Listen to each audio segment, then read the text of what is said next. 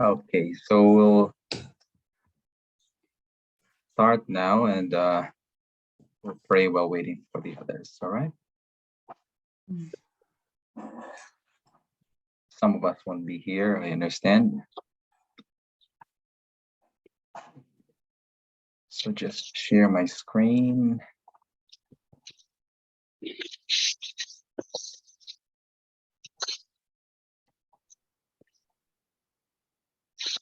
Okay, you can see my screen now.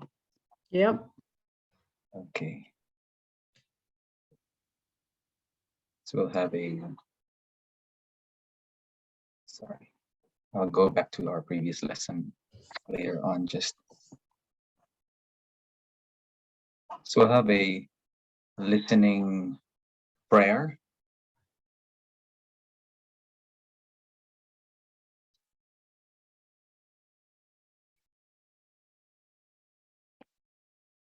Let us be aware of God's presence in our midst and just allow ourselves to be drawn into the Lord through the photos that we see on the screen. And also as we read the texts we see on the screen. Prayer is first of all listening to God. It's openness. God is always speaking. He's always doing something. It's from Henry Nguyen.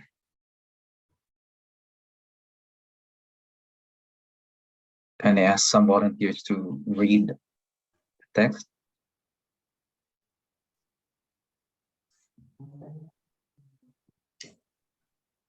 God speaks in the silence of the heart. Listening is the beginning of prayer.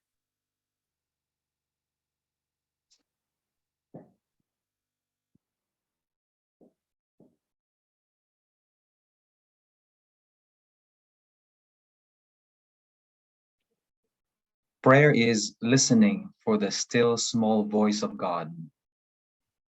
Listening with the ear of our hearts.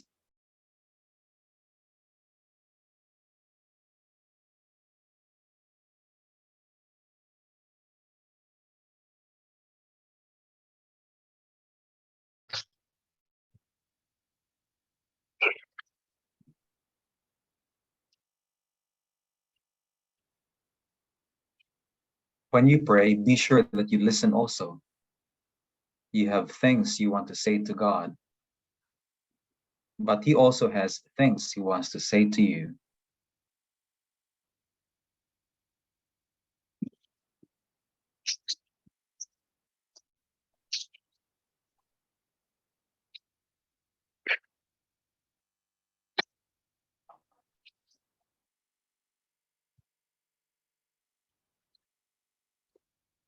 Any volunteer?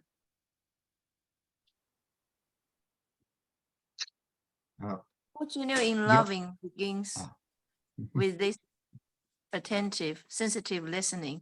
This is the dying to self about which Jesus speaks. The giving up, at least temporarily, of my own point of view.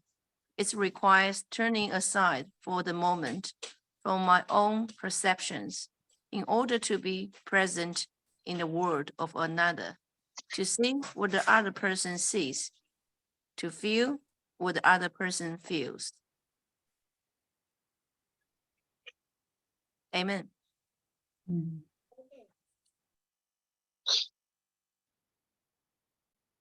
The kindness of sensitive listening is the precise touch that can heal painful wounds.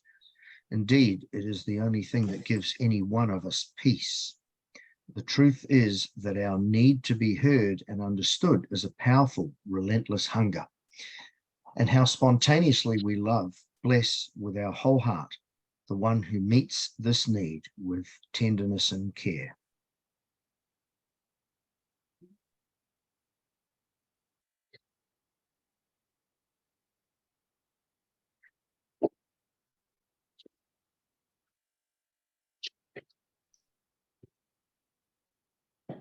Perhaps one of the most precious and powerful gifts we can give another person is to really listen to them, to listen with quiet, fascinated attention, with our whole being fully present. This sounds simple, but if we are honest with ourselves, we do not often listen to each other so completely.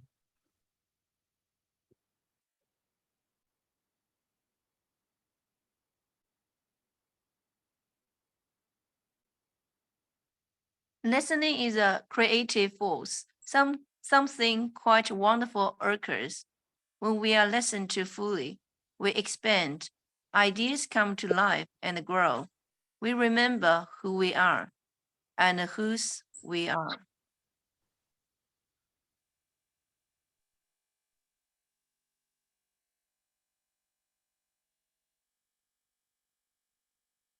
Take time by yourself to remember a time when you felt truly heard by another person. Step into that experience, see, hear, feel, smell, taste that experience of being truly heard and understood.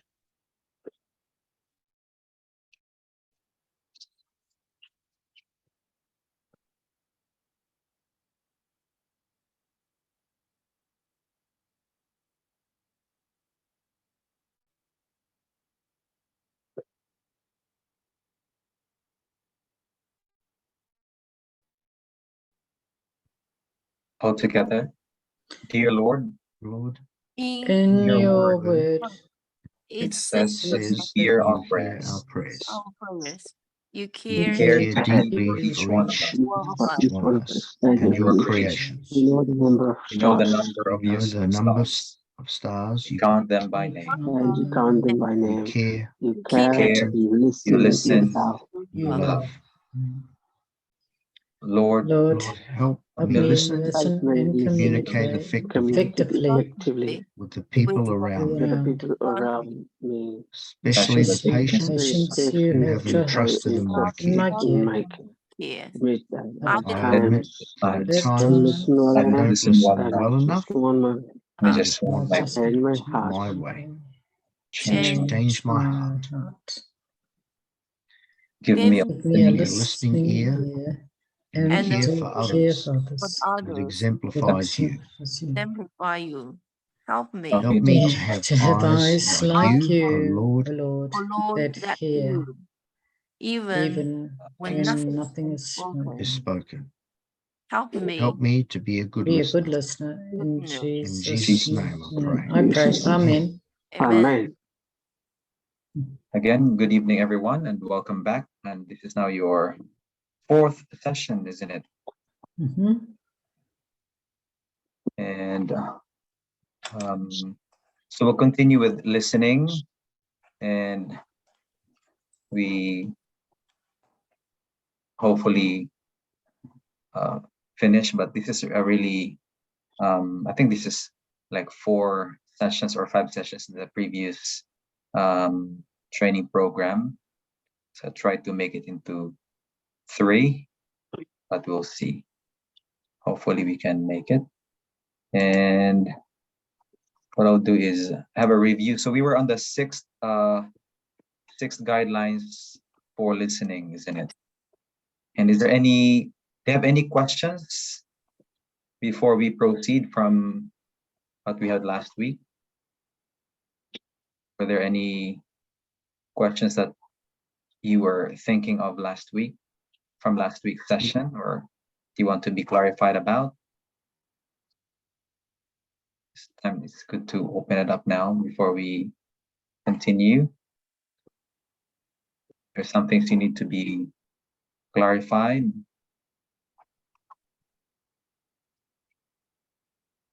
None? So, Okay. Just trying to open the slide from the previous. Okay.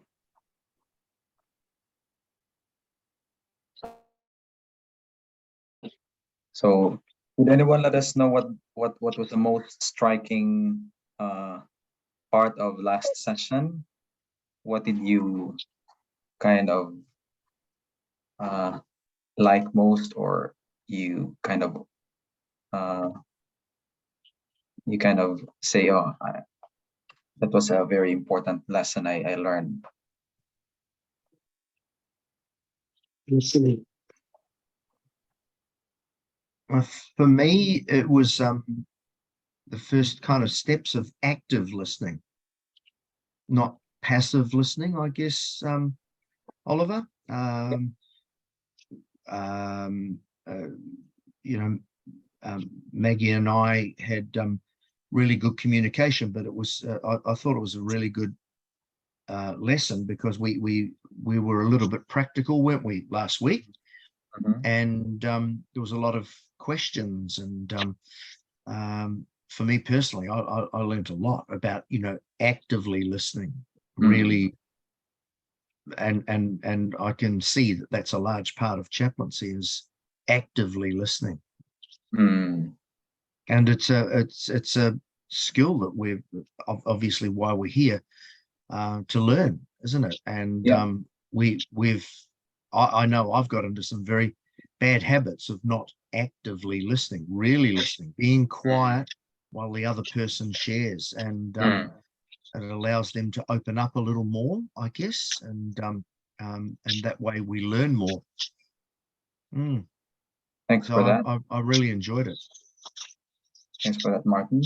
And I should say, while I am doing this particular lesson, I also would say I'm also learning at the same time, because I need to be reminded every now and then, because I am not a good listener. I keep improving, I keep learning, and it is said that the most important thing in the world is not being able to perfect the things that you wanted to, because in this life we won't always win. That's what they said, and we always have to remember that while we don't win, there are two things we need to focus on. One is growth, and also be able to contribute as well. So growth and contribution, rather than winning, because we don't. We always end up losing. Okay, so we'll just go to last two, just to last two lessons we had. So we listen to yourself, how you might feel in a described situation, as a way of further understanding. So this is the first step toward empathy. So going back to yourself. Remember, in chaplaincy, we need empathic listening. So if you want to be empathetic in our listening, first we have to go back to our own feeling. And I think that's the first step, I should say. If you want to really know what other people are feeling, it's good to look at your own experience. That is why in in in listening, or in chaplaincy, I would say your experience is very important. One of the questions I asked to one of the interviewees was, what was your painful experience in life? Because if you didn't experience pain, it's hard for you to understand other people's pain.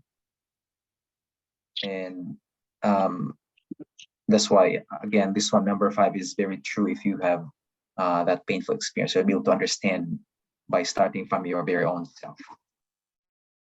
And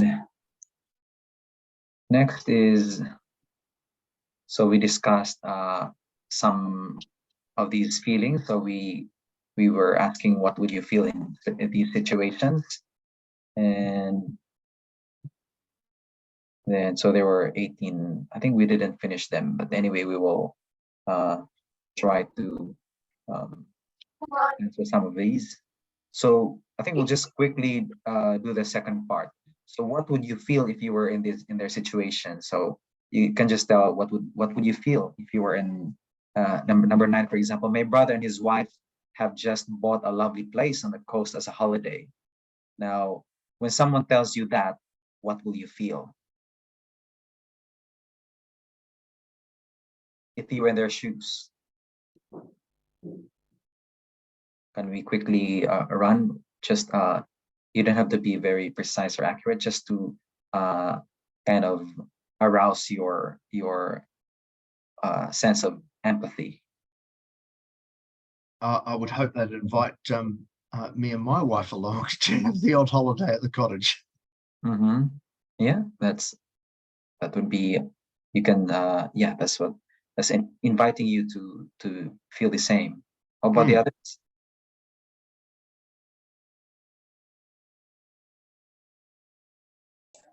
Exciting, cheerful. Exciting.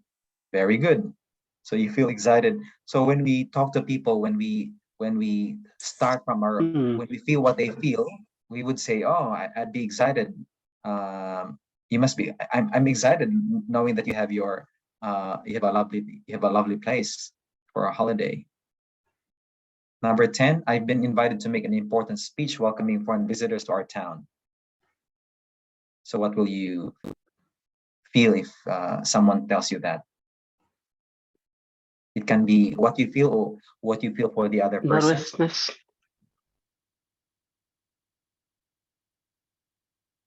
Nervous. Sorry? Nervous. Nervous, all right, yeah. Responsible. Okay. And some would say, I'll be proud. I'd be proud for you. I'm proud for you. I'm happy for you. And yeah, I'd be nervous if I were in your shoes. So when you show some kind of feeling, that means you are in their shoes. You are wanting to be in their shoes. So there's empathy there. I had to decide whether to leave my job and apply for another, which will mean moving, or to stay to the present firm, which may go bust. So what will you feel? What if you were in that situation, what will you feel? A little conflicted. Conflicted. It's very good. So I would feel conflicted if I were you. So that's now you kind of show her or make her see that feeling herself or himself. Thanks for that. Number 12, my daughter is heartbroken at the breakup of her first real relationship, though I wasn't sure about the boy. Supportive. Supportive, yeah. You're very supportive of your daughter, and if you were in the situation, you would be you would have that feeling of being supportive. What else? We'd feel some compassion for your daughter, but also maybe relief if you weren't sure that he was right for her, which it looks like. Yeah, and you must feel heartbroken too in that situation, although you weren't sure about the boy, or you feel a kind of release because of your uncertainty about the boy. But for your daughter, you are kind of feeling heartbroken as well. I've been accepted as a mature student at the local university, which means I can study as well as look after the children. Positive. Positive, yeah. Comforted. Yeah, comforted. Challenged. Yeah. Okay, next, my son has been suspended from school for vandalism, but he tells me he had no part in it.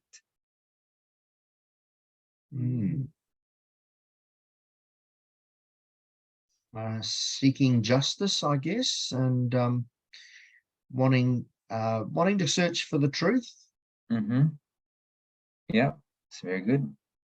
Next, I have just heard that travel company with whom we booked our first continental holiday has gone into liquidation. Fear. Fear. What else? Yes. Disappointment. Yeah. My partner and I are going on our first holiday without the children since the first was born 18 years ago. Anticipation. Yeah. Excitement. Excited. Yeah. Thank you. I'm waiting for the purchaser of our house to sell before we can exchange contracts on a superb house before we fear might lose. Anxious. Martin would know that. Exactly. It is the anniversary of my previous marriage, 25 years ago today. My former partner has sent a friendly note. Hmm. A little bit weird. Or it brings back memories, the feeling of Nostalgia. Yeah, nostalgia. That's right. Thank you. So those are just examples of situations where some people tell us, and if you don't relate to if you don't start from our own feelings, we can't relate. And some people just can't go into that depth of feeling other people's feeling.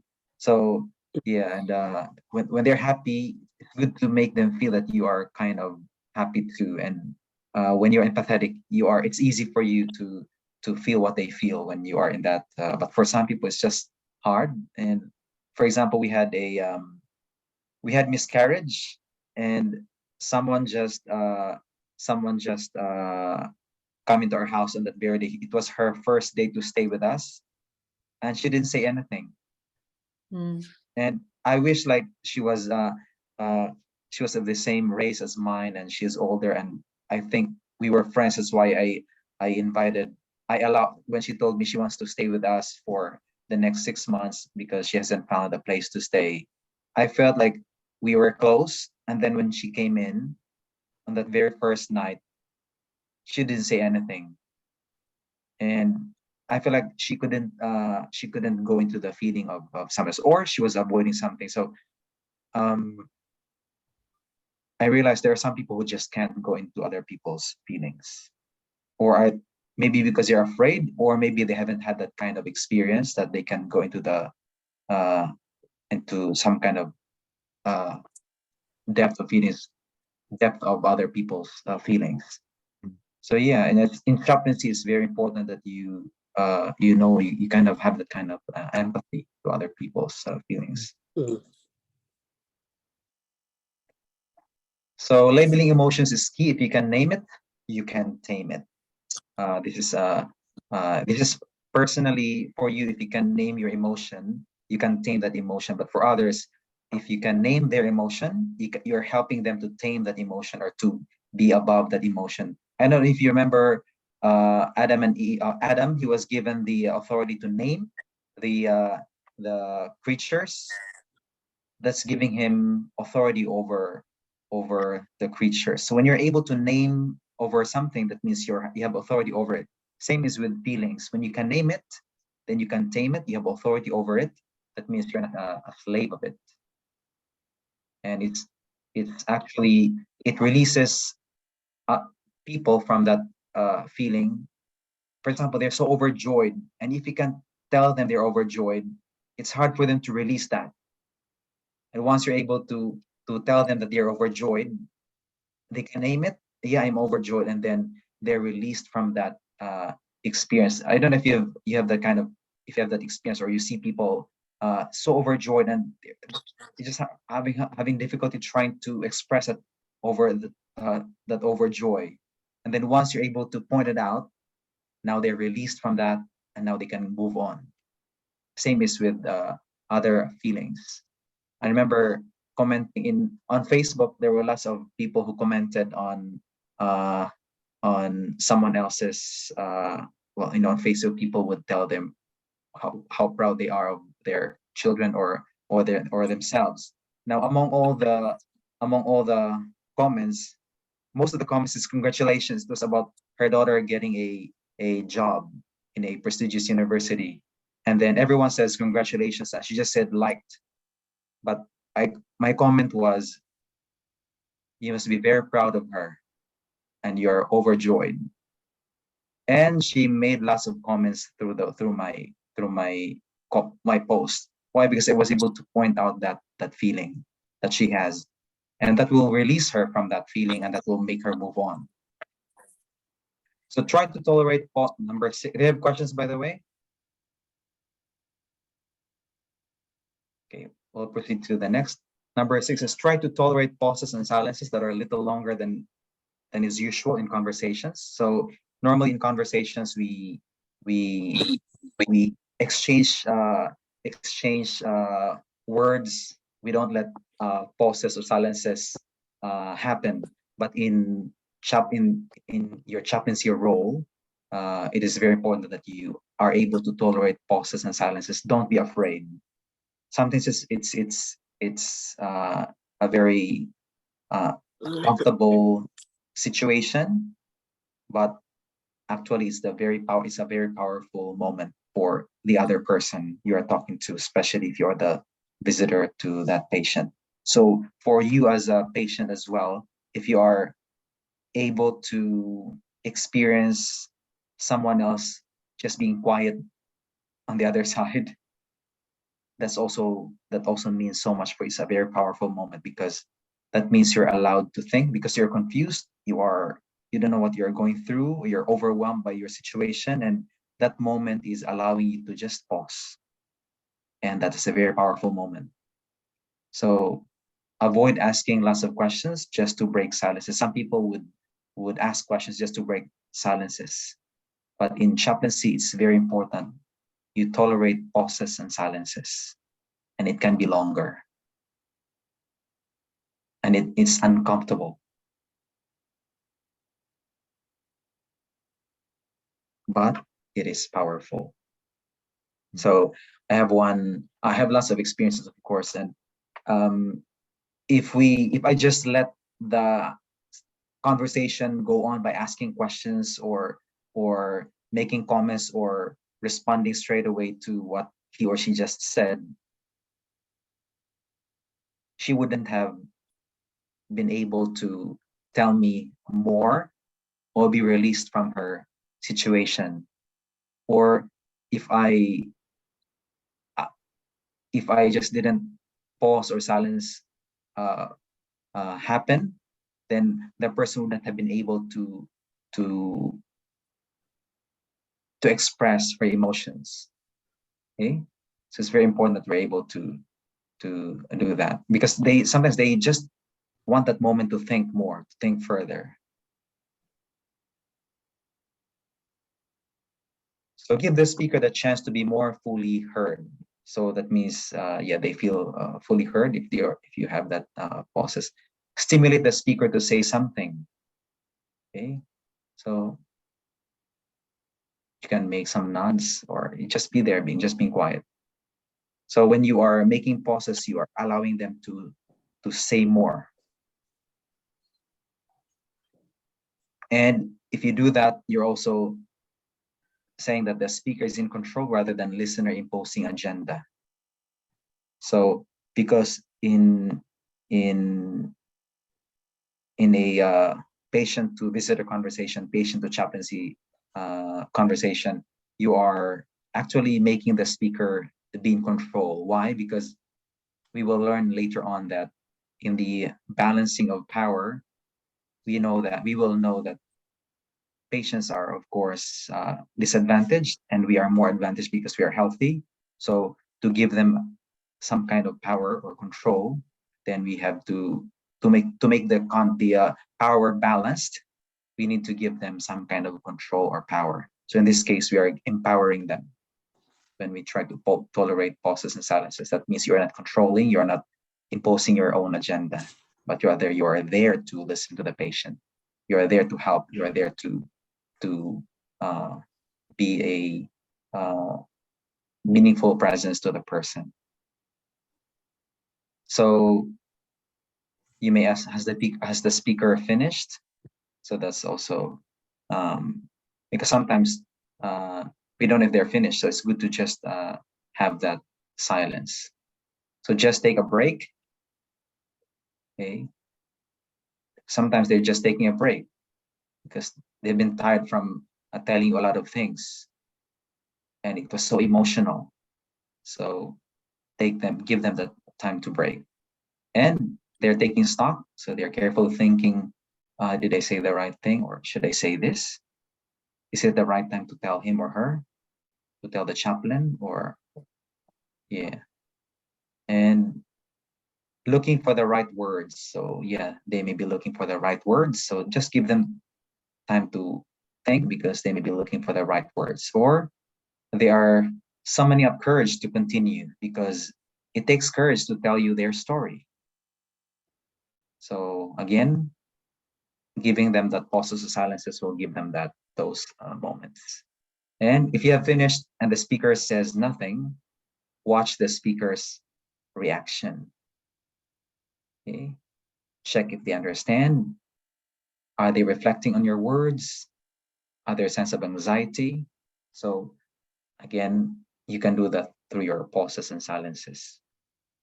And it's good to know their reaction. It's good to check if they understand, because that means you're interested in them.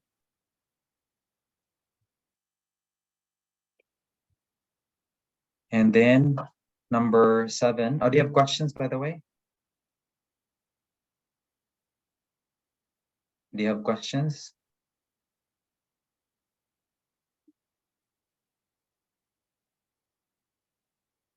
Okay. So we'll proceed.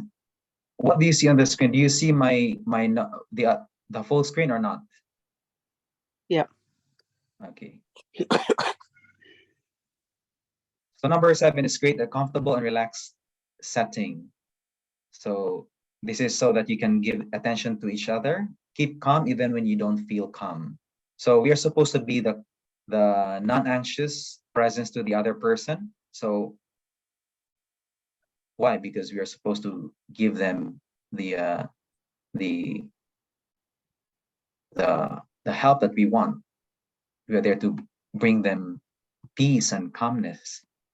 So again, create a comfortable and relaxed setting. So find the right place, check if you're in the right place, in the right environment, see if you needed a chair, see if you have to be both comfortable as well.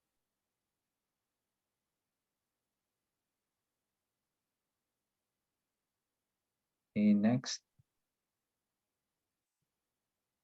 So a relaxed and comfortable physical environment is important. The listener's personal qualities create a relational environment. So caring and careful, supportive and calming environment, able to hold anxiety without showing it. And also that will help them maintain an unshocked or unshockable demeanor. Stay calm even when feeling shocked or upset. So you are there as the source of strength and calmness or peace. So be that person. Don't show them that you are shocked or you are upset. Just be, in other words, you're the stronger person there. So keep reasonably still, move slowly, maintain an interested and even expression. Okay, so in other words, not much movements or emotions or from you. There is an emotion, but not overly showing it to the other person. Okay.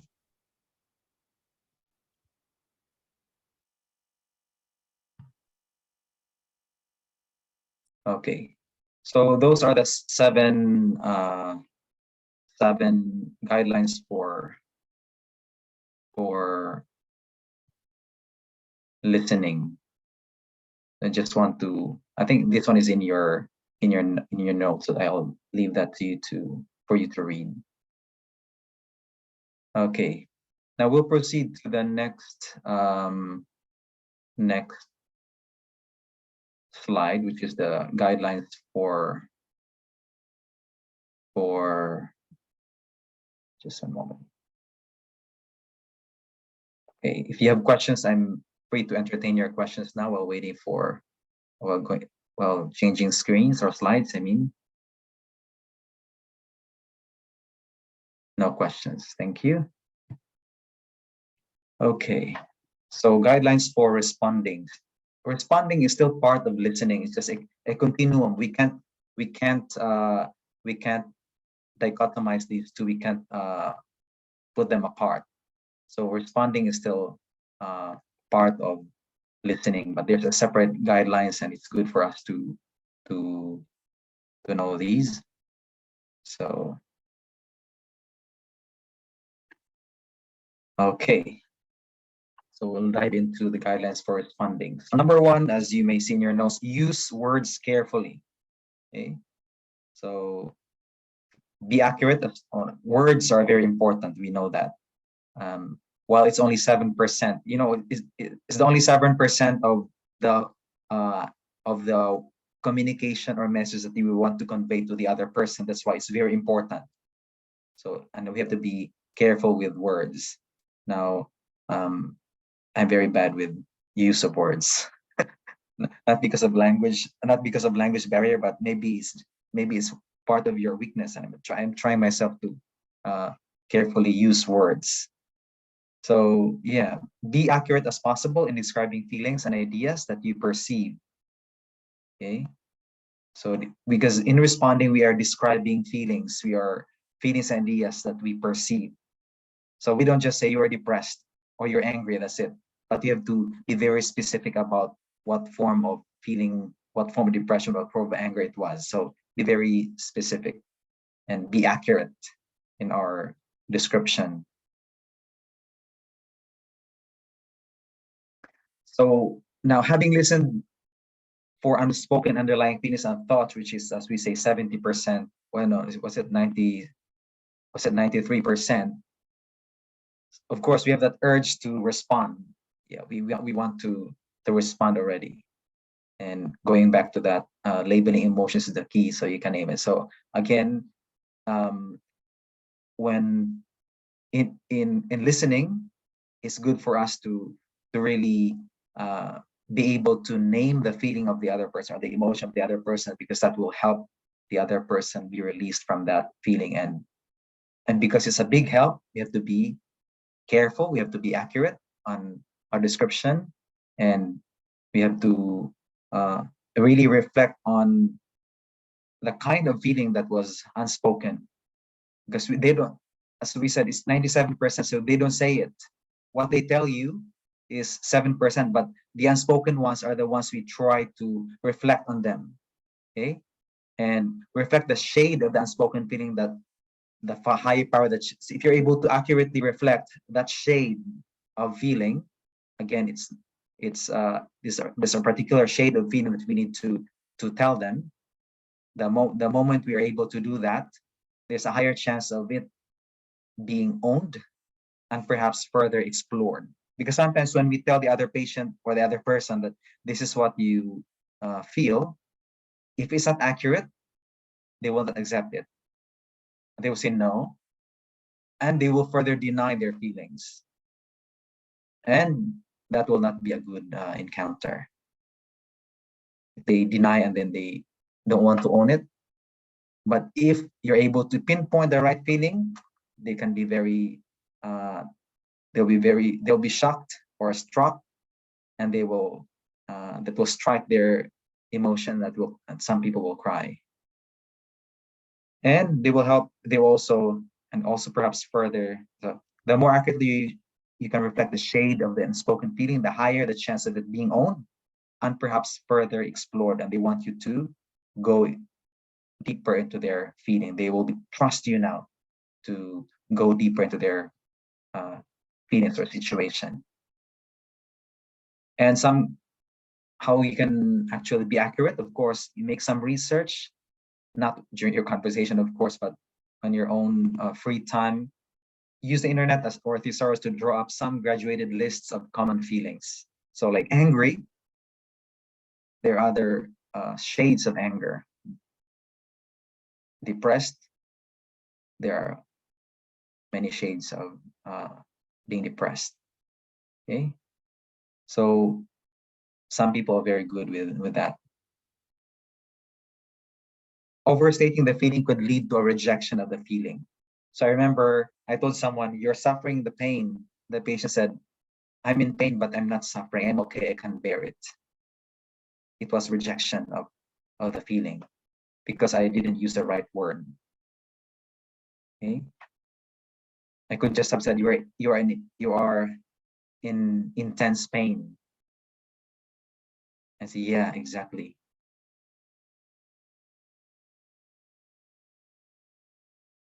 So understating the feeling could receive assent, but an opportunity could have been lost to allow the full feelings to be expressed. So yeah, some people just casually say, yes, yeah, you got it right, but you could sense that they're not really 100% feeling feeling you just told them. And again, it's a feel. It's an opportunity that's lost because they would have wanted to explore more. And sometimes when you're not able to pinpoint their feelings, conversation won't really go deeper.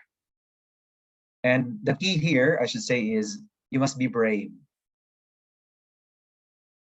When some people understate the feeling of the other person because they want approval, they're afraid being rejected by the patient or the other person. If they tell this, they might be rejected. But you have to be brave. Tell them what they really feel. And also you have to be sensitive to be able to tell the other person what they exactly are feeling. Okay? So feeling would not be fully expressed if you have missed to give them the exact feeling.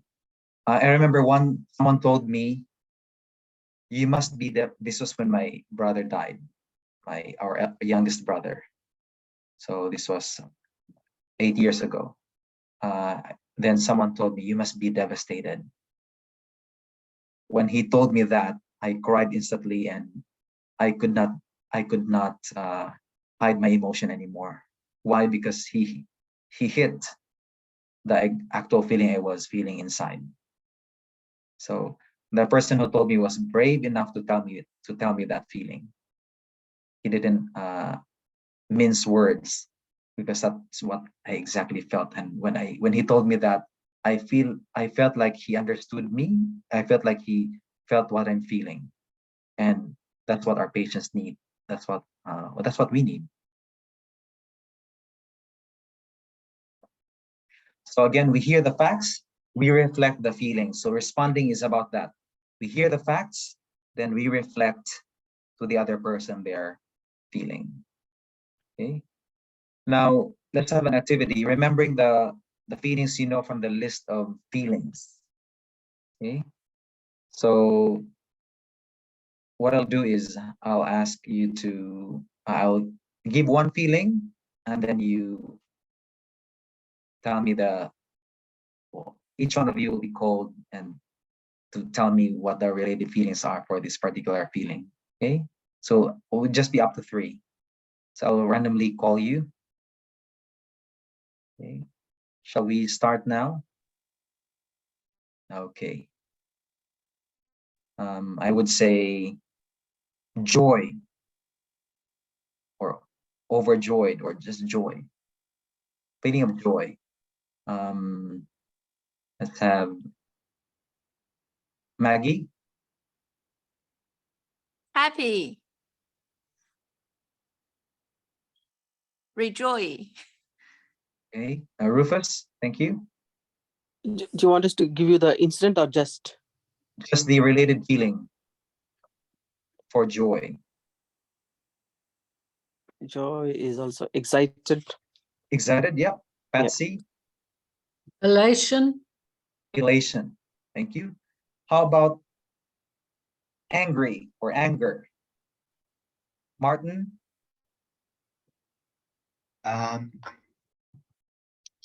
Frustration. Yeah. Hong?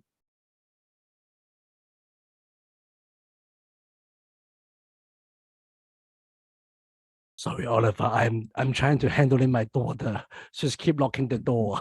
Sorry about that. Can you guys keep going on? Sorry about that. Yeah. Patsy? Negative. Okay. Mickey? Yeah. So Upset or annoyed? All right. Yeah. And would Song and Pastor Choi be able to say at least one? 목사님, 사모님, 하나 쓸 때 관계되는 느낌 이야기하실 수 있겠어요?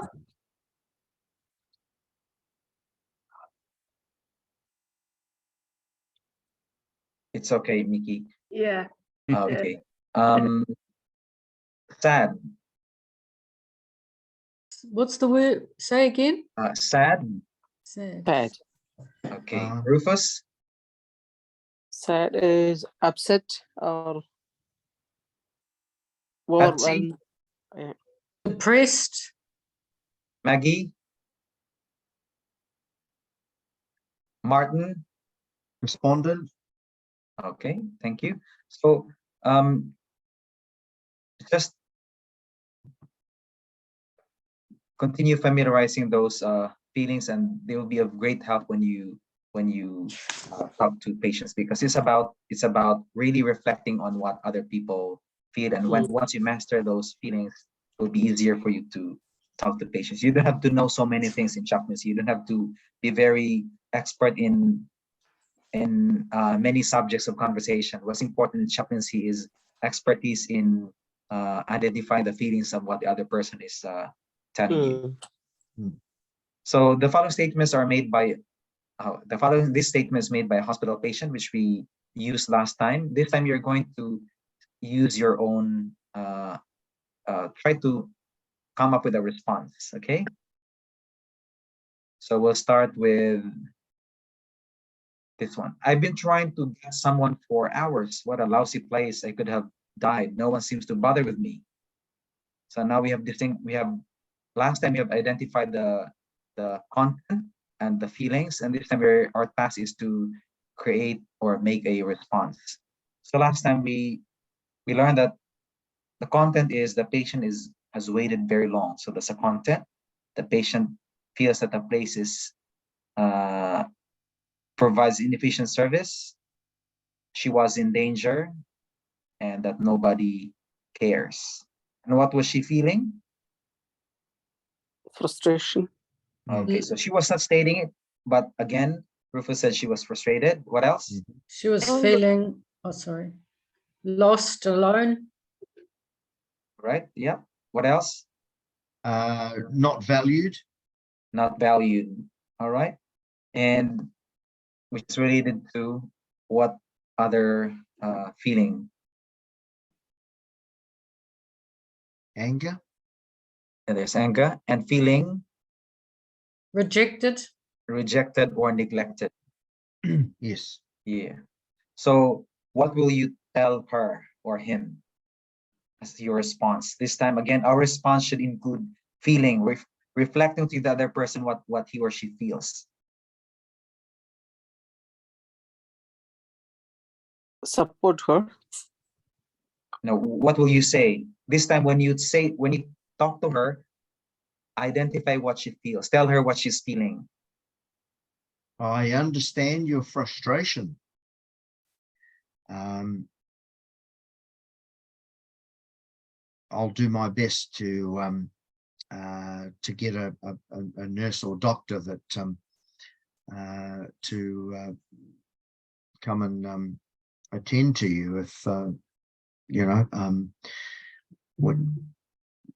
and I suppose just ask about the needs, but make some sort of assurance that she's going to be looked after. Thanks for that, Martin. And Martin is just showing us how compassionate and how helpful you are and how Christian you are. In chaplaincy, though, we don't have to promise anything or tell them what you will do. Yeah. We just have to tell them what they feel. And that's enough for them, because they don't expect you to do anything. Okay. The moment you're able to pinpoint their feeling, that's enough. Okay. Yep. Okay. But thanks, Martin. It's common for us. I was like that. Okay. Yes. Yes. Now I know I don't have to do that. This is not my end. Patients don't expect me to do that. Yes. Yes. Okay. And again, it shows how helpful you are, and that's the very, very important thing in our ministry, that we are there to help. Okay. How about the others? What will you tell? What will you say?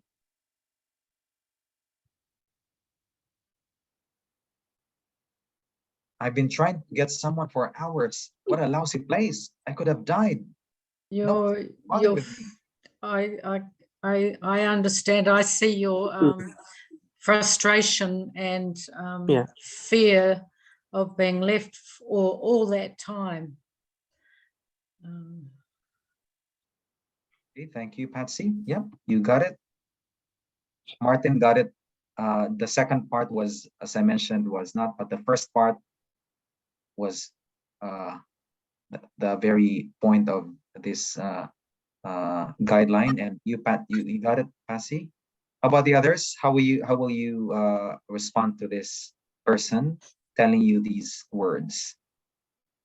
Like, yeah, it looks like they're quite busy at the moment. Probably at the point in time they will come and see you. Okay. After we confirming their feeling, sorry for my voice. Can we actually ask them that, like, ask the patient, like, is there anything that we can do for you? Or can we ask this kind of question, or it is not suggested? That's a very good question. Now, asking what I can do for you, that's very important in listening as well. You show you care, and yeah, that's being honest. What can I do for you? That's a very, very good question. You don't have to ask it all the times, but it's very good to know when someone tells you something.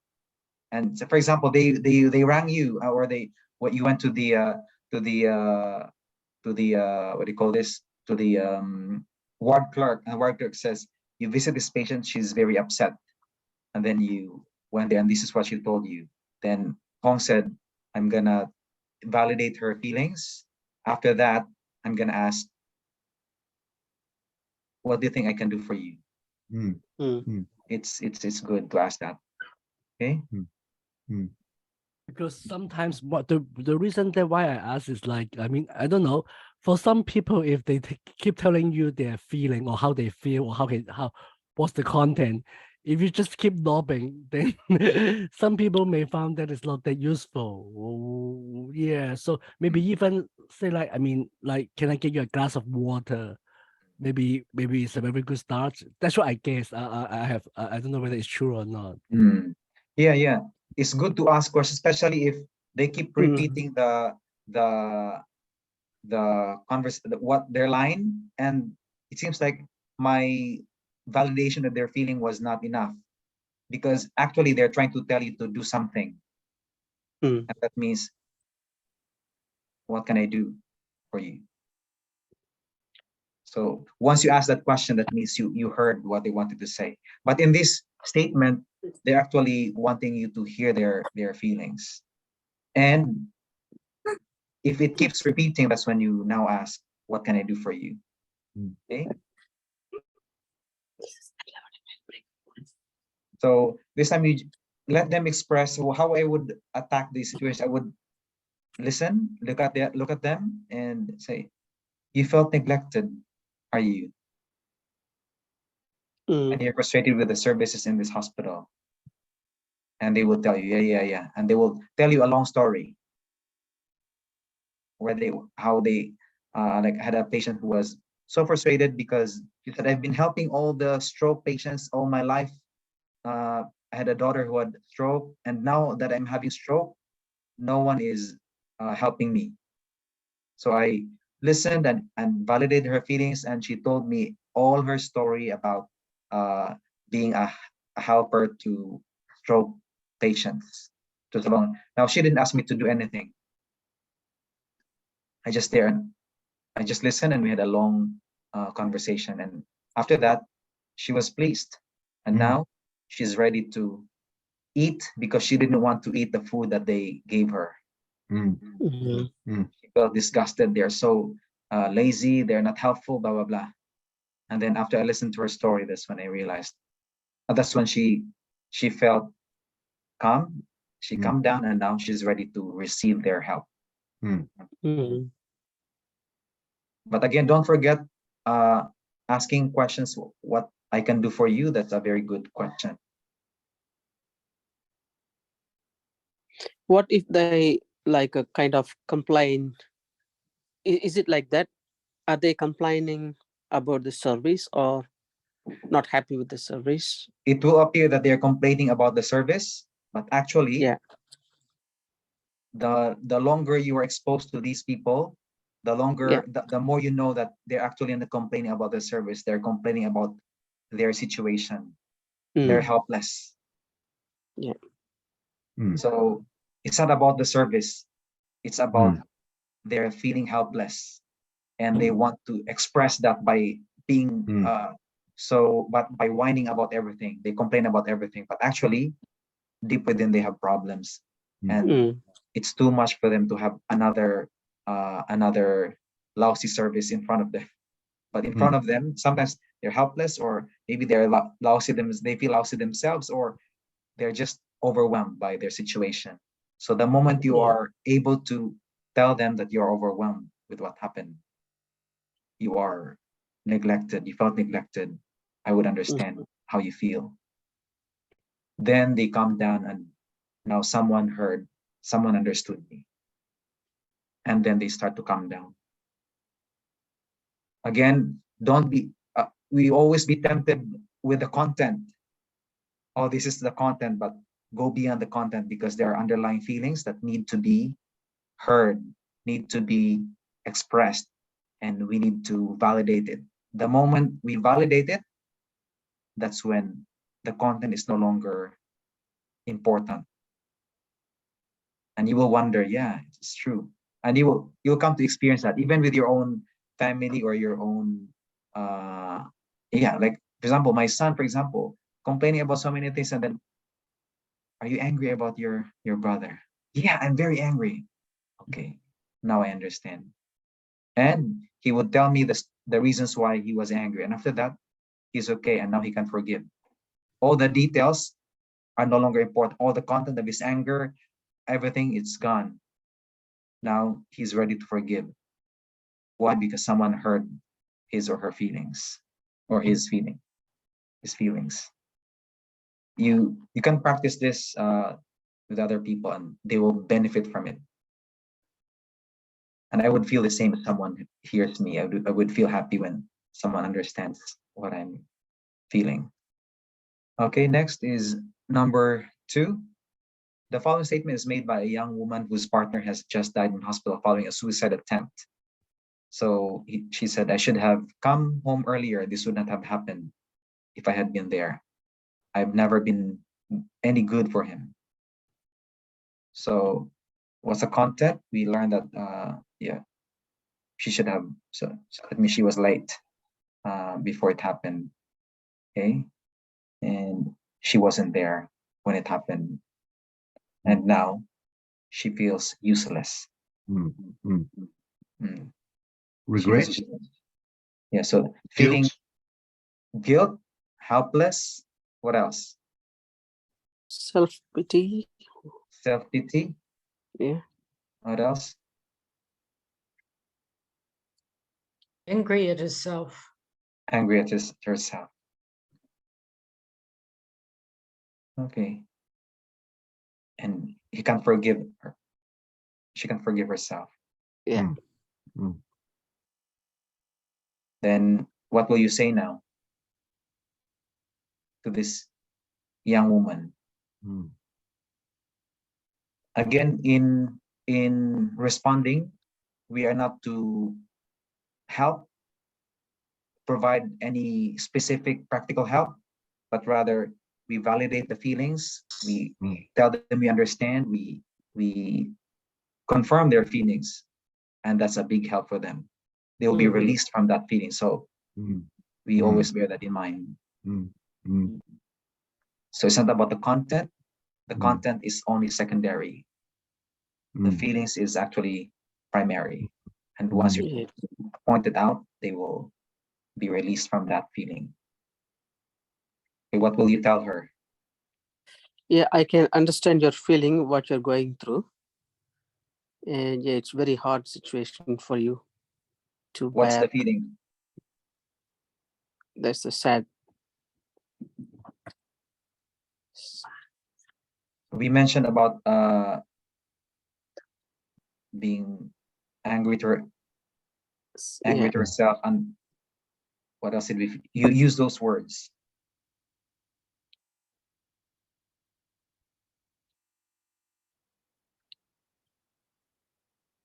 You feel sad and angry and grief. Yeah. Sometimes one word or two words enough. hopeless situation. Yeah. Mm. Mm.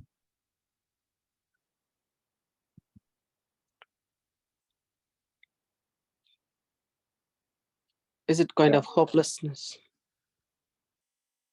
Yeah.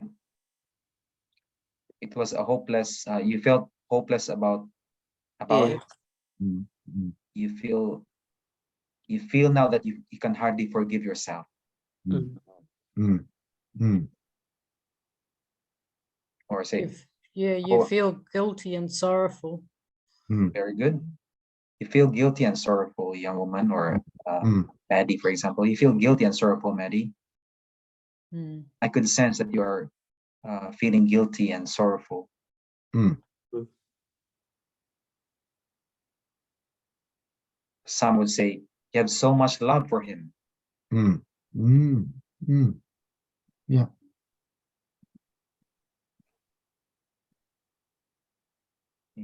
You feel useless after what happened. Mm. So one line, it will work, and then they will tell you more, and then another line, Mm. pause. So those are Mm. powerful. Those are Mm. powerful responses. Okay. Mm. Mm. Next. My job is all right at the moment, but things keep changing. I don't think it will be long, however, before I will be replaced by a machine. Fear of losing the job. Yeah, very good. So that was, and how will you respond to this person who has fear of losing the job? So again, use the feeling.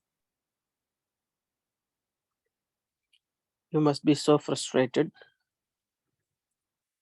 Use the fear now. Use the feelings now that he felt. So once you've identified the feeling, use it in the sentence. Mm. I can see that. I can see that you are worrying about your job. All right, that's good. You're worrying about losing your job. I can feel that you are worrying about losing your job. But on the bright side, sorry, Oliver.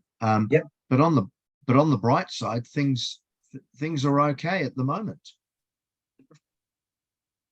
Yeah, we again we want to empathy. We want to show. We always want to make the other person feel better. That's our normal understanding of things. But for people who are having challenges or difficulties, actually they want you to feel what they're feeling, not to transport them from A to B. So the key here is in guidelines for response, the key is knowing where they come from, knowing where they come from first before we transport them to where they want to be, or where we think they would be a better place for them. So someone said, know first where I'm at before you transport me to the place where you wanted me to be, to that better place you wanted me to be. So Martin's statement was transporting him or her already on D. First, know the A, validate their A first, their feelings. So first, identify for them the fear of losing the job. And then helping them to think that on the brighter side, things will be better. You might be able to find better opportunities. Opportunities may come out, but that's already B. Go to A first. Don't be afraid to go to A, and they'll be happy for you to say that. For example, someone told me, you must be devastated. I don't say that in my own life experience. I don't normally people say you must be devastated. Why? Because it's like you're pressing on them, you're putting them on a very bad situation.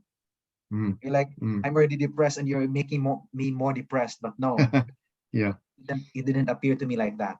It appeared to me like, oh, he understood what I'm feeling. But for some people, they are afraid to tell you that because they feel like, oh, she's already burdened. I'm overburdening him or her by telling him that you are devastated. That's what we think. But in reality,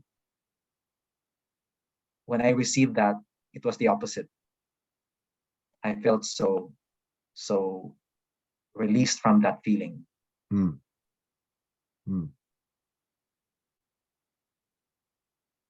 Okay, so yeah, you can say, yeah, you fear losing your job in the near future. Oh, it can be very soon. That means you know that what you're feeling is fear. Also, are we comforting them? Like a comfort? Yeah, comforting them is, you know, if you read the book of Job, his friends were trying to help him, trying to give advice, but no, that's not what Job was asking. So you can read Job, and you will see how Job was not pleased by their trying effort to comfort. But if you're just there being quiet and just say one line, that's very powerful. Number 2, I think my son is on drugs. I can't be sure, but yes, all the signs of a drug addict.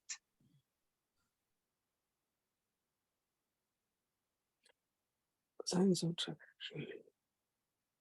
You're very worried about the possibility your son could be on drugs. Thank you, Patsy. Yeah, you worry about your son being possibly on drugs. I understand your concern.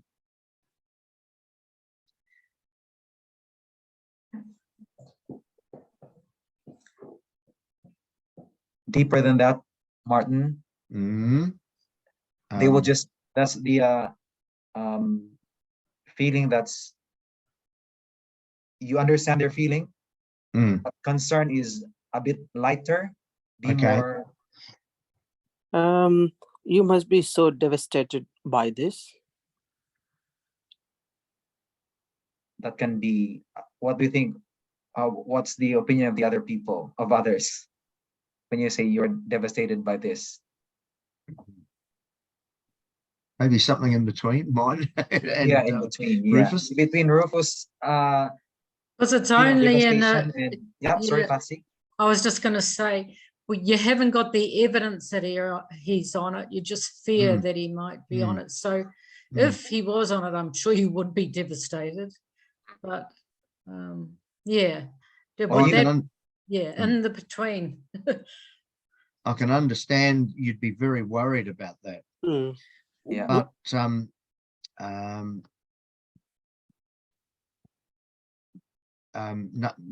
nothing's confirmed at this stage, is it? Yeah. But would that be possible that, I mean, because what he says is relatively short, can we ask her to further explain, like, because it is a big question mark underneath her statement. So can we like ask her to elaborate more? Like, why would you why would you think he's a drug addict, or this kind of questions, or we just based on what she said we answer it? Yeah. So when you listen, if you could sense straight away the feeling, you can tell them, and then it's guessing. And if you are not sure, you can ask a question. And if you are sure, you say it with confidence. And once you hit it, if you hit it, then it's good. So it's mastering that, and you don't have to be perfect. By the way, don't be afraid. Okay, I have lots of errors, of course, and you just have to be brave. And the key here is be brave. Once you know the feeling, say it. And if that feeling is less than what she actually feels, don't use it. Go to a higher level. And if it's too much, go in between. When Martin was able to see that concern and devastation are two opposite low and high points, you can go in between, and you can ask questions. It's right. You can ask questions, and you mm. can ask them to elaborate. But there's a guideline for that later on in our lesson, when to ask questions. And yeah, you can just say you're suspicious that your son is on drugs, and potentially it can be a worry for you, something like that. So, or you can ask questions, or has there been any something like wanting to know more, however you want to phrase it yourself. Because when I ask questions, when I say things, it's when you say things like it's according to what is comfortable for you in your own words, with your own own vocabulary. And I would say it differently, which will mean better, which will mean good for the other person, and you say it differently as well, which would mean suitable for the other person. So it's not, there's not one way to do it. Okay, ask questions, you can ask them to elaborate as well. Okay, so there are, I think I'll send you some of these things, and I'll have you to practice. Yep. That's good. Then we have 15 minutes more. Number 2 is use empathetic understanding. Use your empathic understanding. Again, making this accurate, although also tentative, because you may be wrong. Okay, so empathic understanding. So empathy is always a tentative, but to put into words what the other person is feeling. The reflection can be done in a number of ways. So if you're very sure, so then you say, you are obviously very upset. I could sense it. That means you are sure, because it was very obvious. The feeling was very obvious. But it is risky, because sometimes we assume that it's obvious, but sometimes not. But again, just be brave. And if it's, you can respond it tentatively. If in doubt over the feeling, you could be feeling somewhat anxious over. So if in doubt over the feeling, then this is what you can say. You could be feeling somewhat anxious over that as well as excited. So you can do that way if you're not sure. Okay.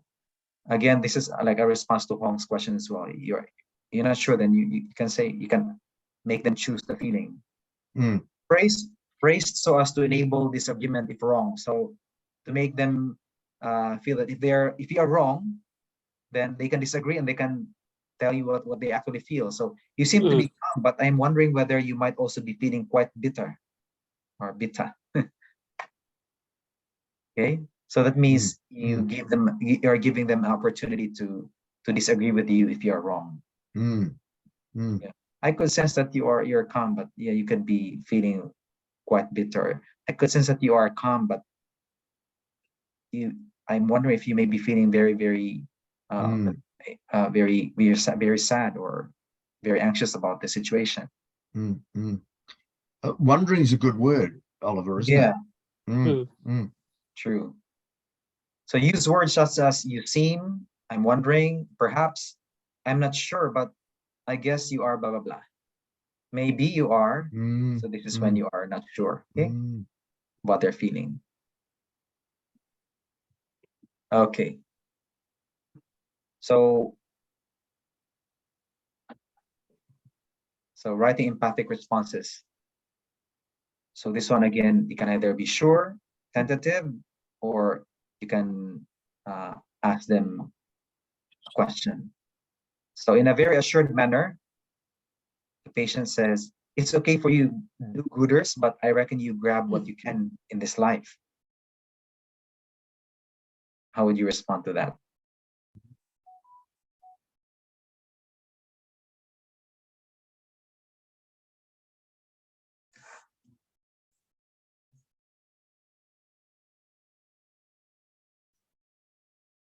Okay. So this person is. Do you not think that doing good is a good thing? Empathy is, we are just supporting we are going with their feelings, right? Yeah, you have to, if you're sure about their feeling, then say it. You seem rather angry.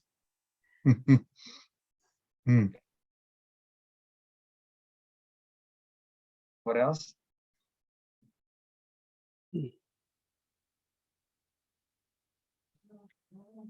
I'm wondering if you're bitter about it, Mhm. about something in the past.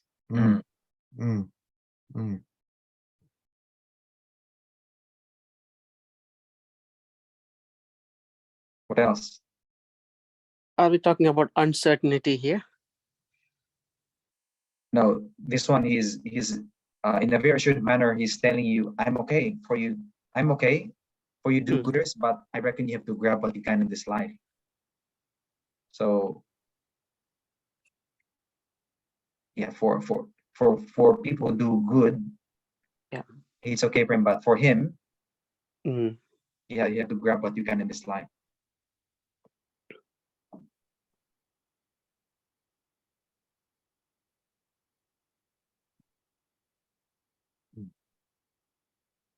What are you saying? Mm. So you, again, if you are sure, then tell them exactly what they feel, and if you're not sure, then you can ask the question like what Martin was saying, and also Patsy was doing. So yeah, and then, so this person is what is this person? For him, you can what you have to grab what you can in this life. So yeah, he's angry about life, because life is like He perceives life as a little bit selfishly. Yeah, opportunity for me. I don't consider others and in my life as much as I do myself. So there's selfishness there that for him, because this is the opportunity for me, so I have to grab it no matter what. It's for you do gooders, I'm okay what you do, but for me it's you have to. So I would say, so you, yeah, there's bitterness there. Good sense, bitterness, I could sense. What else? Could you phrase that, Oliver? Like it's it appears to me that in a statement like that, you could be a little bit selfish. Do you think? Yeah, you can again, you can bravely tell them that. Yeah, that's right.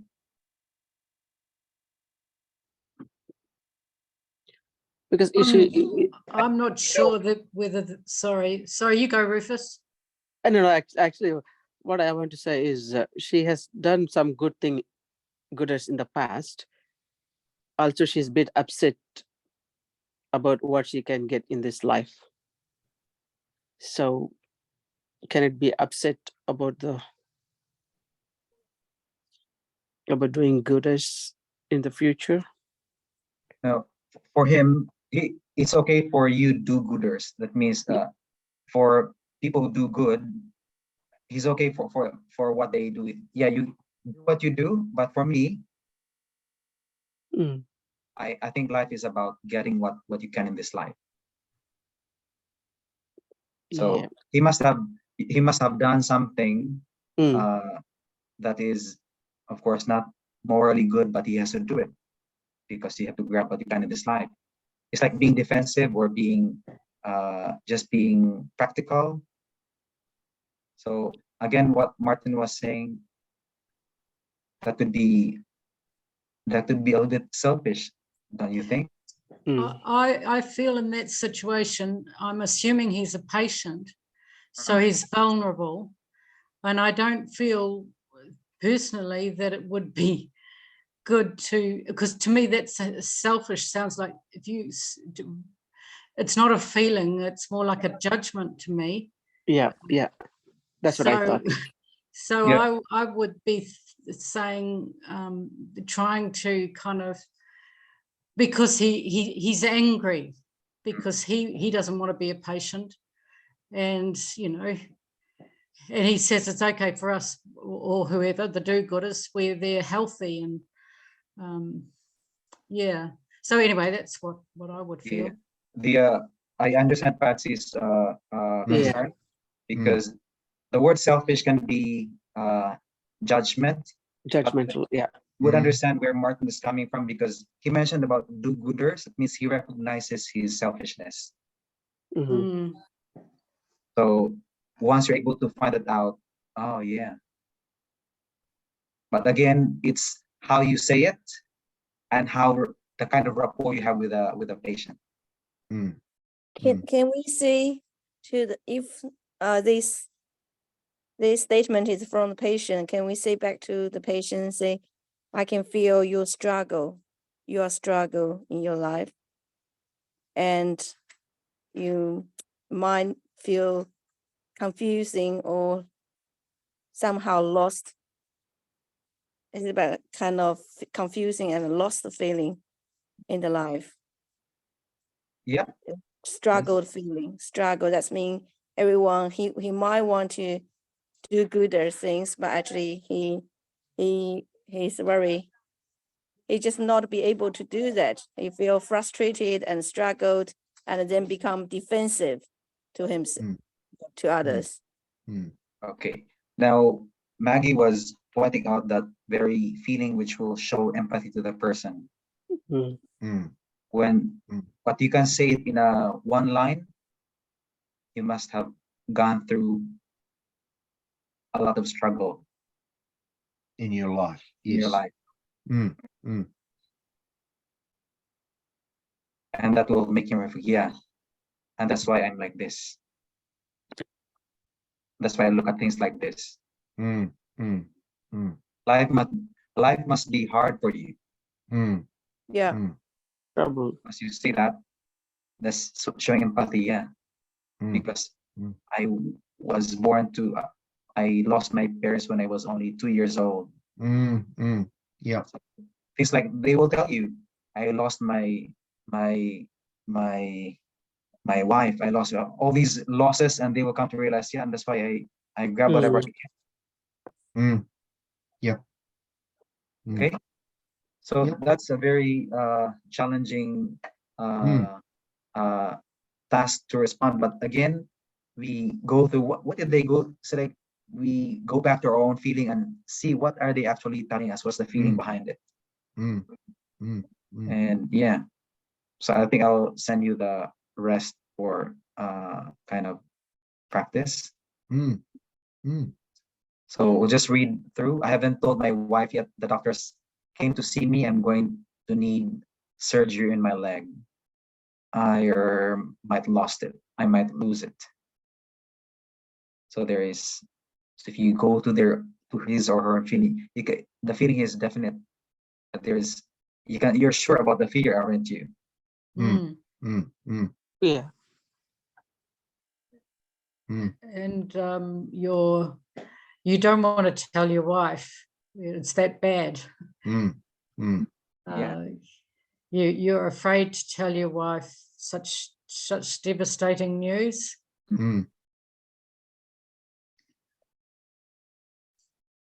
Yeah. So there's that fear to tell the wife, because, and also a kind of grief of losing the leg. Yeah. You're grieving now about the loss of your leg. You can be grieving now for the upcoming surgery, because you'll be losing your leg. And I understand if you feel that way.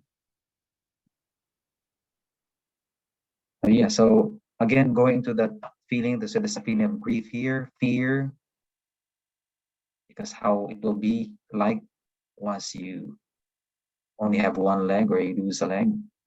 So these advanced feeling of grief and fear.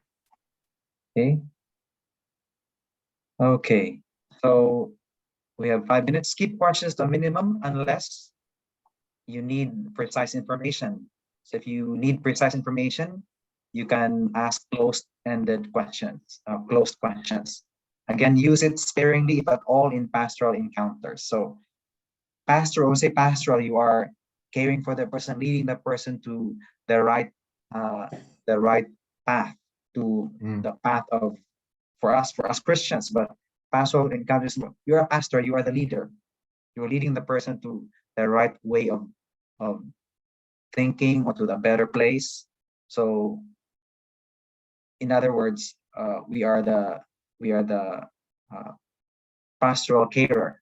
So when we do that, when we are pastoral carers, we can ask questions only if we need precise information. Again, use it sparingly. That's the message.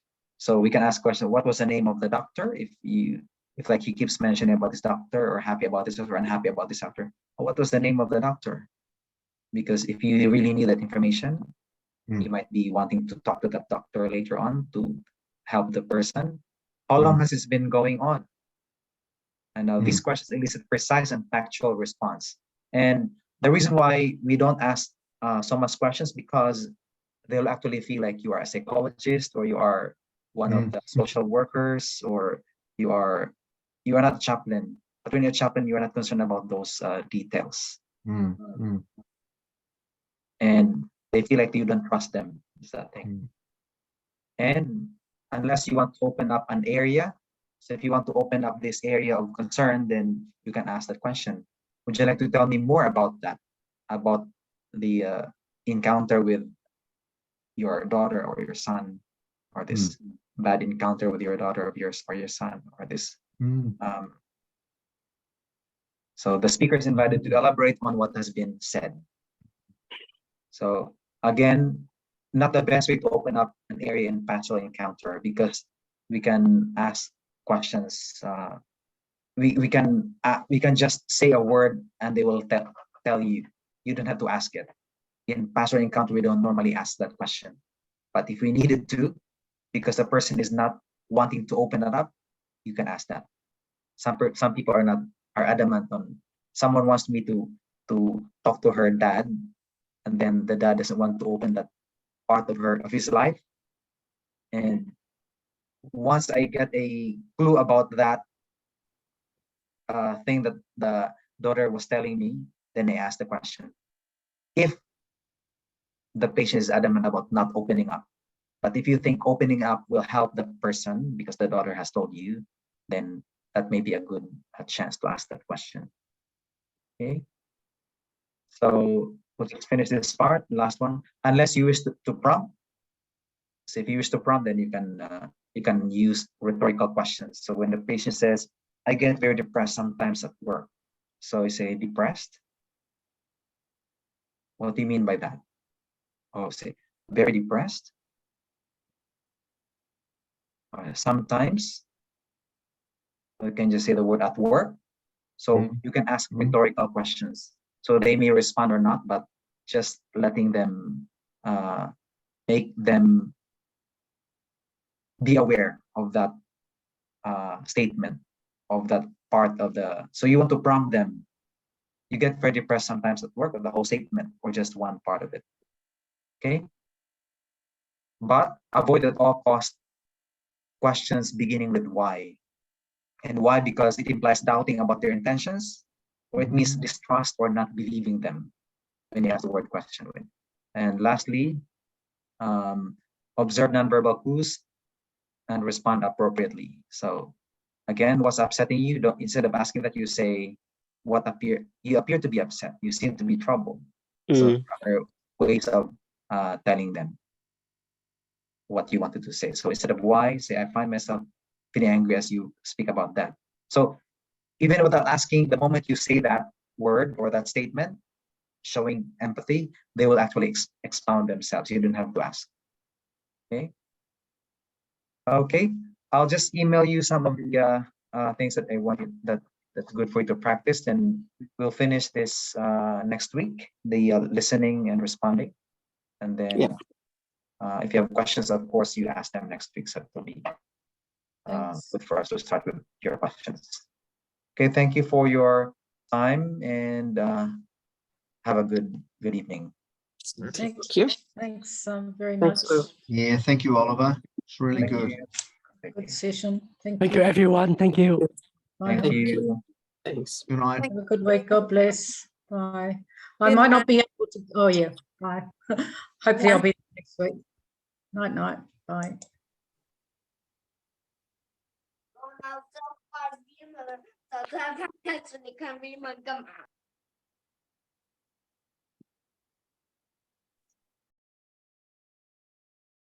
I understand, but I cannot speak.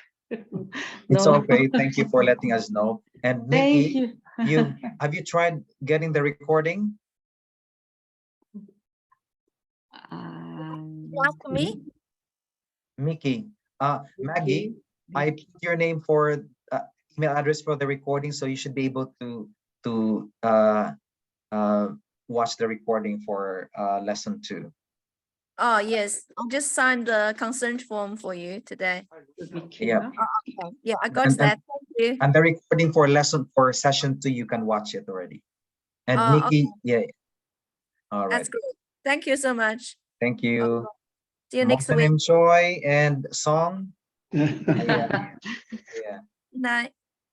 I understand, but I cannot speak. No. Okay. Understand. Very good. That's good. Thank you. And Nikki will have the recording. So once Yes. we gather as a, well, Mickey, is it good for me to give them access to the recording as well, or do you want to? Yes, I think so, because they can look at before we gathering the study. For them, it's more, helpful to translate with a Okay, user that's good. translator. Yeah, that would Okay, be so I'll good. give them access to that as well. Yes, please. Vicky, best teacher. No. Well done, Mickey. Okay. Yeah. All right. Thank you. Thank you so much. Okay. All right. Have a Thank good you. 할 수 있는 영어는 그거밖에. 짧은 short English short. It's okay. Okay. All right. Bye. Bye. you. 안녕하세요. Yeah. Yeah.